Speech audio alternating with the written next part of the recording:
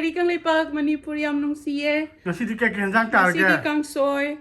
Ay Eromba saks am lame digi chanat nomang kamana se taulo hai biurak. Tau bom yaw tau du Ya, yaw di man sa chicken. yen. Japanese karage haur kum hai. Ya, isa tombina leibira ambani. Si asparagus. Kelsey kwe hingon di hek chabani. Ya, Eromba di am haur. Mana semua bas Japanese chicken di am haur crispy way. Drumstick chicken ga. Yang pasun all man henang ja. Maroko pani. Maroko pani hele oil bas. Anjuna pi bani. Mai pibi doi.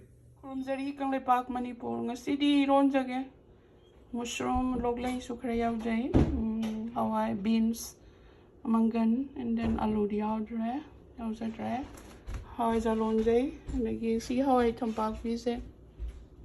Nong ma phange the frozen da tham javani. Khoi degi hek javai na frozen da tham bani. Hawai singen gi mahaiga siga aloo makatang thaga khamin sina sang basiga tilaw yam thaga thongjage. I made some karage Japanese fried chicken, mommy. Yeah, it's marinated in garlic, ginger, soy sauce, and sake for one overnight, and then you squeeze some lime juice on it, and then you have it. It's cute. Enjoy, mama. I told you. Thank you, Ja. Bye bye. Love you. Sidia Eromba su yam hawe hai dai ma pa. Mas yam char ko. Eromba se special kai ke lo ya ra bani. Kai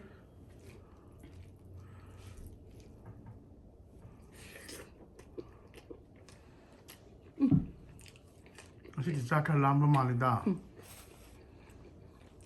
ha Koi char thobi na semua bas chicken ko mai to ga. Ai yam char hai.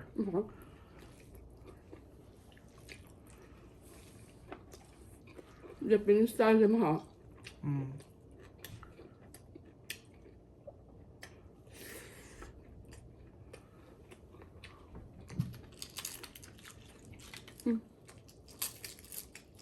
No, no. Tau ni style. Taoจะha.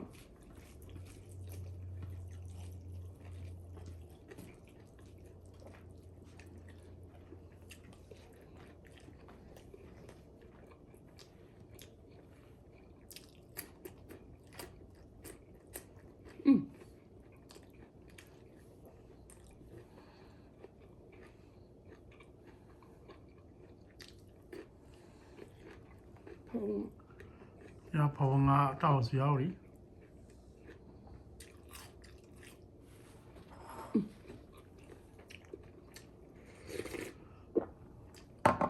Khó phải đây.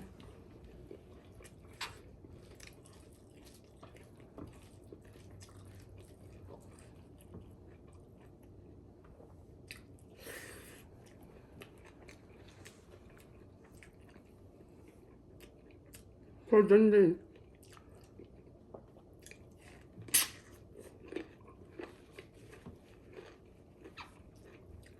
Hỏi không bao. Asparagus tu yang ko iri sa ba. Không biết sao.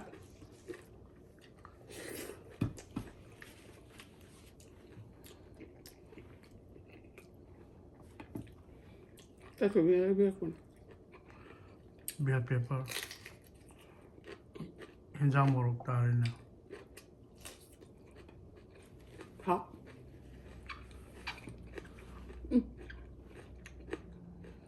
Ngon lắm pan giờ rồi.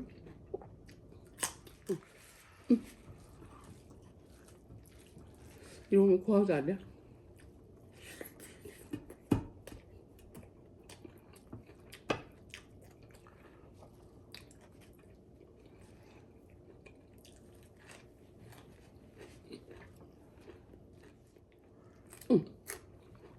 뭐 어떻게 그게 구하고 일러야?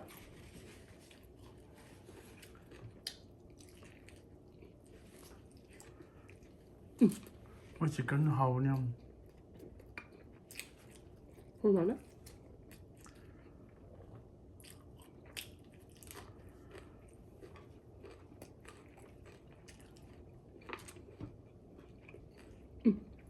하와이자는 저래.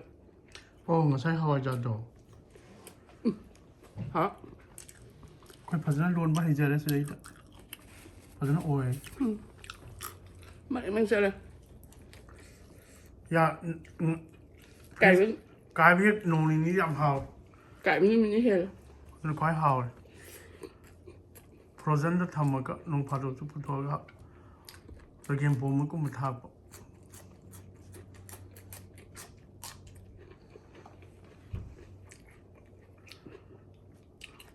Không lấy.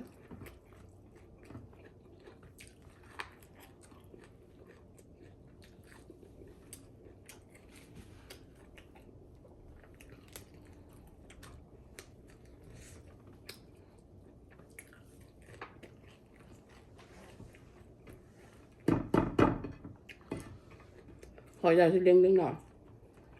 maru ma chan hian le hao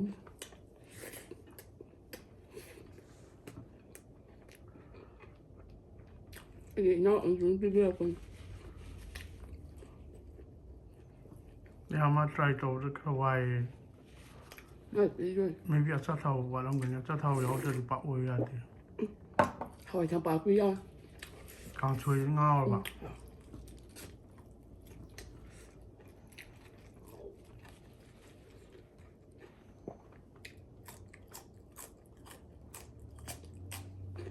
Hả? Họ bảo ngay. Hỏi.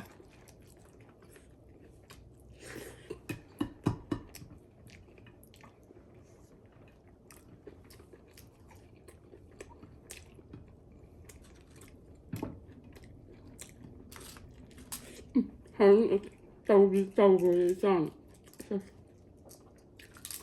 crispy wa bra Ừ. khao gran bra Không hay là. a khao bi thau zo le ta No. Không phải bà hay là. ya thau do karaman Không làm đấy. Sao sao? Tầm mưa có thuốc cho con.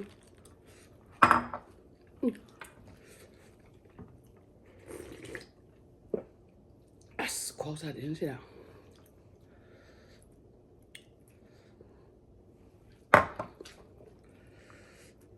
Anh ạ, Hawaii thăm bạc đó freezer mani thăm giờ bạn.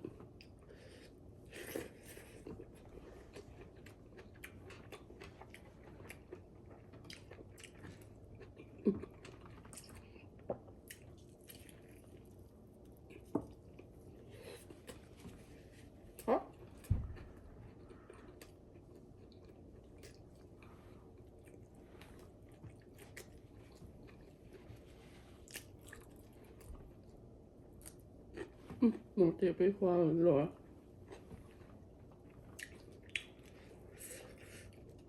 Chắc thật ra là cái này làm hỏi.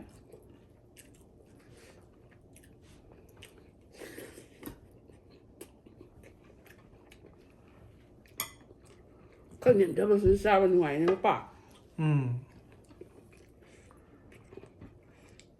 Còn bán nhìn thấy rồi hả? ya wa di video ka pa do an ko ba to ko wa Hả?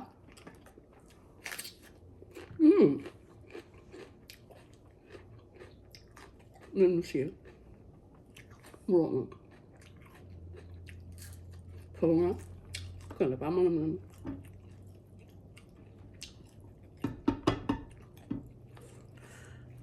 sha thoi bina siam sikandam ginger Không garlic cần đấy.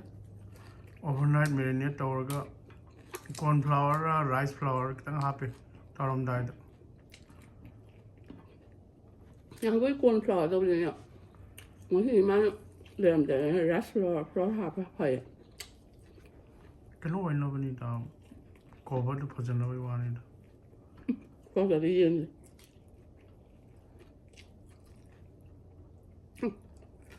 Một.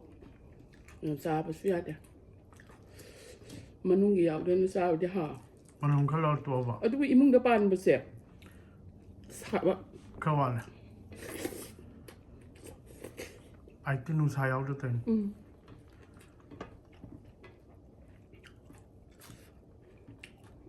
Hả?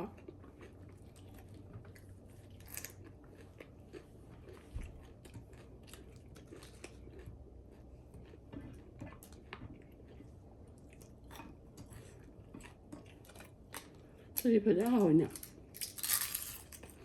Adu the sai ai ta.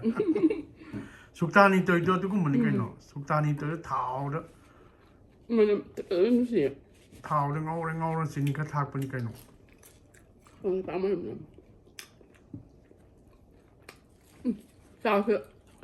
Thế làm hành cái rồi nuôi chăn đi nhỉ? Ya mình nó tiệt à ball chúng nó thằng đi cái nó. Sao thế? Phát thế. Cô ăn nuôi đi.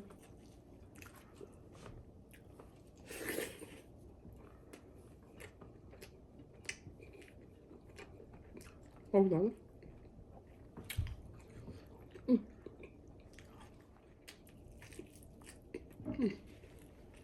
Chicken nó thoát lâu mới xem mấy gì. Slow cook đầu dần. À quên đi ai vậy thì chicken cái đầu. Mới slow cook đầu dần. Sao lại rồi. Sao lắm. Sao cái này?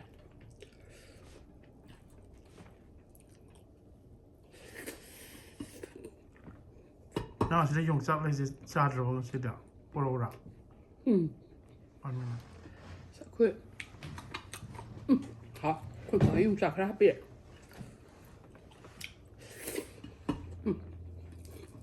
Hả?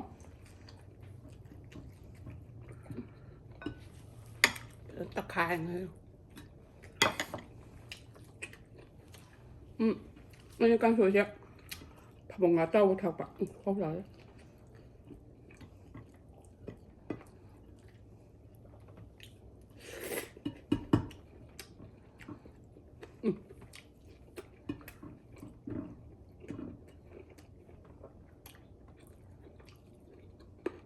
Đó. Mà được Iro cho hào này. Alo cả.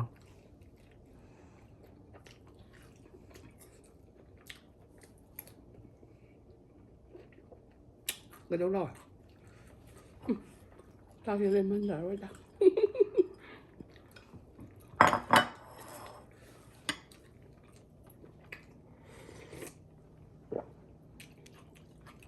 Sao ra?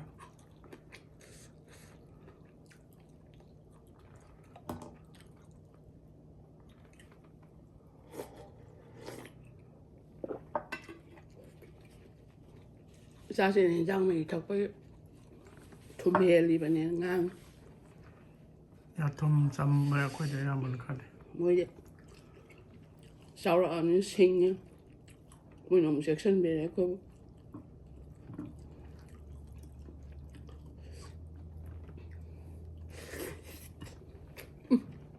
Đó.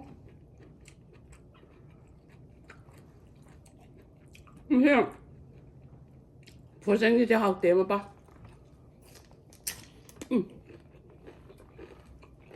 I press no pump John. I don't like that.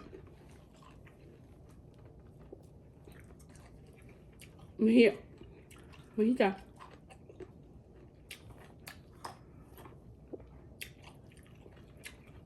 Lumano pibiyo ba mo pa? Sino mo yung mahitara? This more. Thank you. Hả?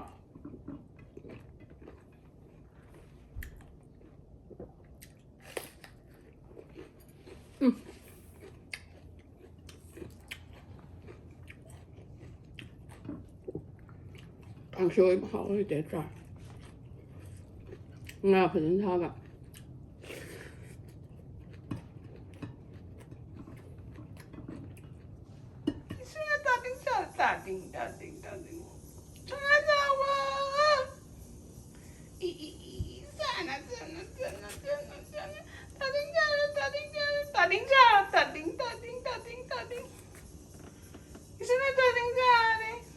Charo.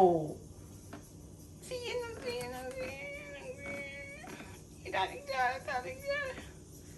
Dating Johnny, nung dating Johnny.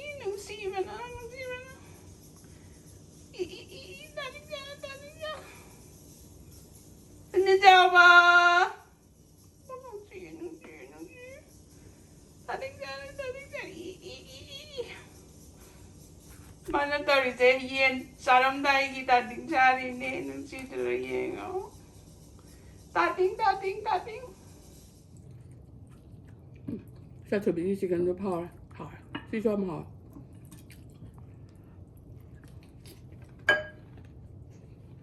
好。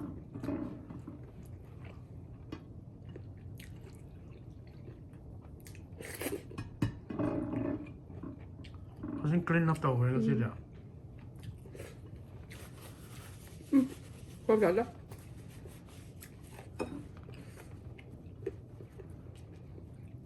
Kurumzari, Kangay Alright, Park. take care guys. Nusiye, Kurumzari, Kangay Park, Manipur.